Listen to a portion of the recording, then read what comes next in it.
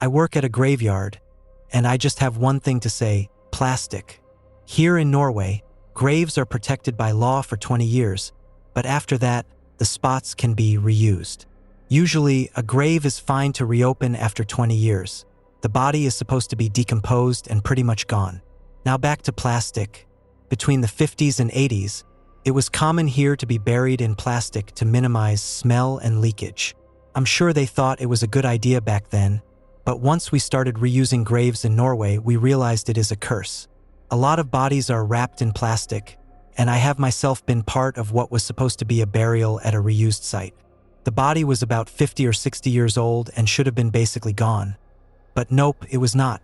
The plastic wrap it was covered by kept the body from decomposing, and it had basically just been marinating in its own juices for 50-60 years. The smell was awful, and the sight was even worse. I'm sure this is not the kind of story you wanted, but it's honestly the most horrific and bizarre thing I've ever been part of. Former funeral director here. My partner and I had just gotten back to the funeral home from a house call for a 31-year-old woman who had died of cancer.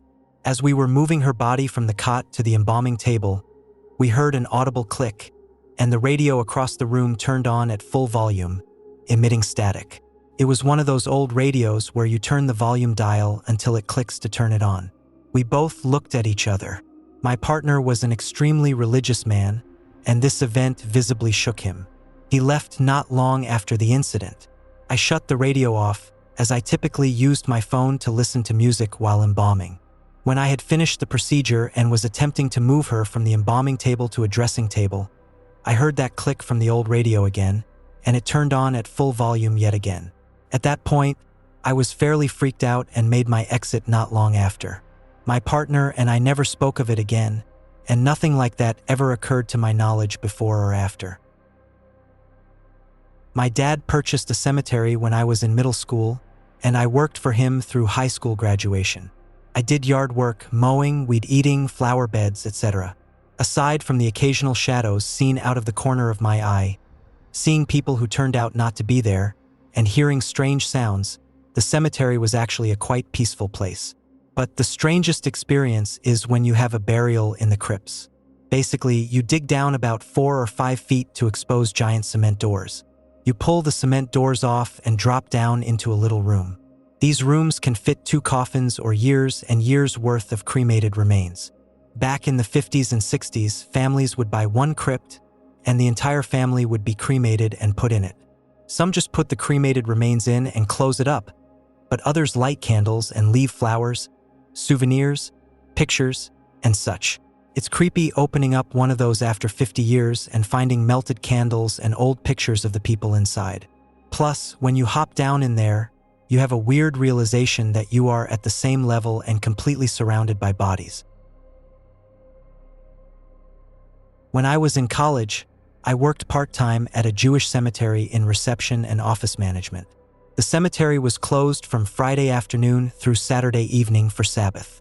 Sometimes we stayed a bit later in the office on Friday afternoons to get bills out or process checks. One Friday, we heard a loud commotion by the cemetery entrance, which was locked, and only staff could get in and out. The office manager insisted that I accompany her to investigate. We went down to the gate and found an older woman, probably around 70, dressed to the nines, begging us to let her in. She kept saying she needed to get back. This was in the suburbs of NJ, so you needed a car to get around, but we didn't see a car or anything. She was just there in this beautiful dress. We couldn't open the gate without the cemetery manager, so we went to get him. We brought him back to the gate, but no one was there. We looked at video footage of the entrance, and you could see us, the office manager, and me talking, but there was no one on the other side of the gate. The cemetery manager thought we were trying to trick him. I swear to this day we saw a woman in a fancy dress outside that gate. There were multiple cameras, and not a single one picked up anyone on the other side of the gate. You could only see us. I don't know if it was a ghost or what. The office manager and I decided not to tell anyone else, but we would mention it to each other every once in a while. My mom and stepdad were the caretakers of a small cemetery for about 10 years. All of us kids helped out at one point or another, One summer, I was helping my mom with mowing and upkeep. It was a super hot summer, so we would try to get the mowing done early before the heat became too unbearable. Well, we had trouble getting the truck going one day, so we ended up starting a little later than usual and were unable to finish up everything that day. My mom had an appointment the next morning, and the day after that it was supposed to rain, so I told her I would go up early the next morning and finish up the trimming with the weed eater. So, it's about 7 a.m. in the morning, and I am listening to music with my headphones and going around the headstones. Everything was going well until I got to the oldest section of the cemetery. That part was on a small slope of a hill. Once you got to the bottom and looked up, you couldn't see the road, but you could see it again once you were about halfway up. When I finished up the last headstone, I turned off my equipment and started back up the hill. I glanced up in time to see a little girl in a pretty red dress. She was running and disappeared behind a large headstone. I figured her parents were visiting another grave, and the little girl ran off to entertain herself. It was around 9 a.m. at this point. I got to the top of the hill, and there were no cars or people around. The cemetery wasn't really close to any houses, and the girl was too nicely dressed to have walked out there. I looked around and shouted for her to come out. I was able to see the headstone she ran behind, and I would have seen her if she ran out again. I couldn't find her anywhere. I called my mom and told her what was going on and asked if I should call the police and tell them about this little girl.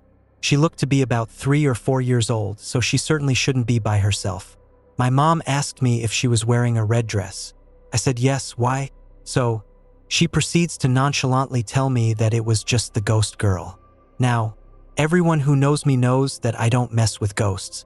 I asked why she didn't tell me there was a ghost in the cemetery. She said she needed my help and was afraid I wouldn't go up if I thought it was haunted. Now granted, I probably would have been more leery of the place, but knowing no one else could help her, I would have still helped her that summer, but I would have made sure I wasn't there by myself. I still go there sometimes as I have relatives buried there, but I am always with someone. Fortunately, I never saw any other ghosts, and I have never seen the little ghost girl ever again. I am a recreational genealogist. Much of my free time is spent in cemeteries documenting headstones and mapping the area for records. I was taken by surprise one evening when I was working late and the sun had gone down. I began seeing these lights across the cemetery. The cemetery was in the middle of nowhere, literally surrounded by miles of cornfields. At first, I dismissed it as lightning bugs, but soon saw that they were too large and too steady.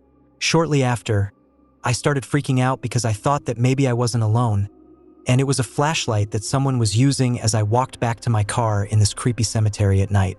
Of course, my panic started rising, and I was convinced that there was something nefarious at play. I ran to my car, which wasn't easy with all of my equipment.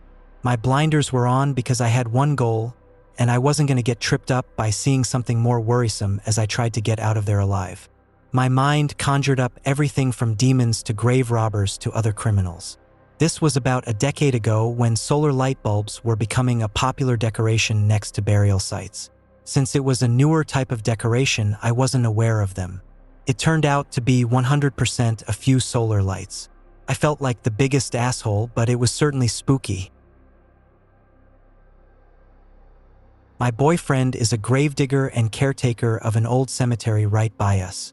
Besides seeing the typical disappearing person here and there, he doesn't really have stories. However, I think the way he got that job is amazing. Before working at the cemetery, my boyfriend quit his farming job of nearly 25 years. That left him unemployed for a few months and kind of lost as a person who likes to have goals and such. Anyway, one night I decided we should go to that cemetery with a recorder and ask if there is life after death. The aim was to get a recording of a voice or a sign in some way. Boyfriend seemed pretty cool with it, until about 5 minutes after we started walking through the cemetery. The first thing I noticed was my boyfriend had taken his hat off and was holding it over his heart with a worried look on his face while I was holding the recorder and giving our initial greetings to any potential spirits listening. I said to the spirits, "I hope we're not being disrespectful by being here. We don't mean any harm. I only have one question and then we'll leave." I then asked, while my boyfriend was silent the entire time, if there is life after death. Because I didn't hear anything, I pushed it a bit. asking repeatedly. I had just decided to ask for a sign, blinking lights, when my boyfriend finally spoke, saying, "I think we should have respect and leave now." His eyes were watery. I could tell he was having strong feelings about it, so we left. I did review the video later that night and discovered that although I couldn't see lights blinking while we were there, on the video they twinkled like stars. And that was that. Until 2 days later, my boyfriend gets a call offering him a job at the cemetery. After our initial surprise, I said, "You'd honestly be a perfect person to work there. You clearly have respect for the dead." It's been about 4 years now. My boyfriend is the guy who stands with respect throughout a burial gathering with the family and waits until he thinks everyone is truly ready for the lowering of the casket. I used to work as a receptionist in a funeral home. One busy Saturday, everyone left to go to the cemetery with a family for the graveside service, except for the one embalmer who was downstairs working. I was doing paperwork when my phone rang, and it was someone calling the internal line from the prep room, where the embalmer was. I answered, and I could hear the radio clearly playing in the background, but nobody was on the line.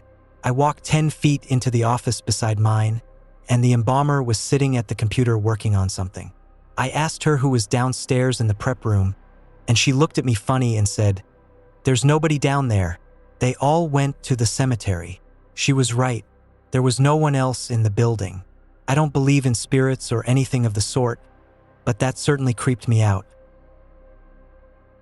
My granddad used to work at a cemetery in New Zealand, where I live.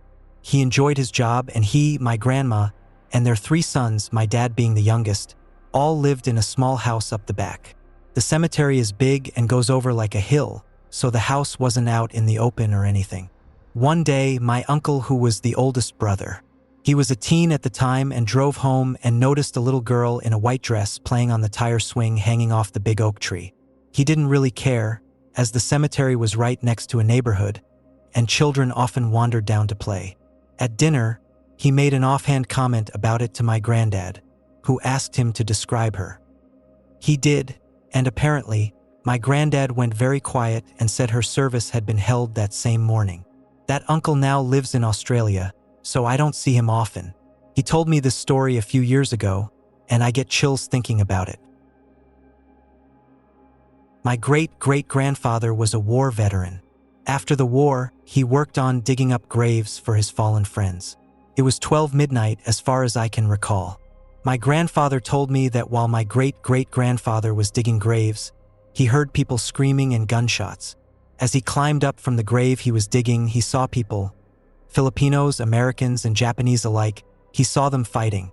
This occurred 3 years after World War II, by the way. After that incident, he always kept a handgun under his bed. My grandfather always told me that my great-great-grandfather would always visit the mass grave and would always talk alone. This often occurred between 11 p.m. and 1 a.m. for 3 years straight. Oftentimes, he would bring food, water, and flowers to the grave after his retirement from the army. Subscribe if you enjoy the video or watch another.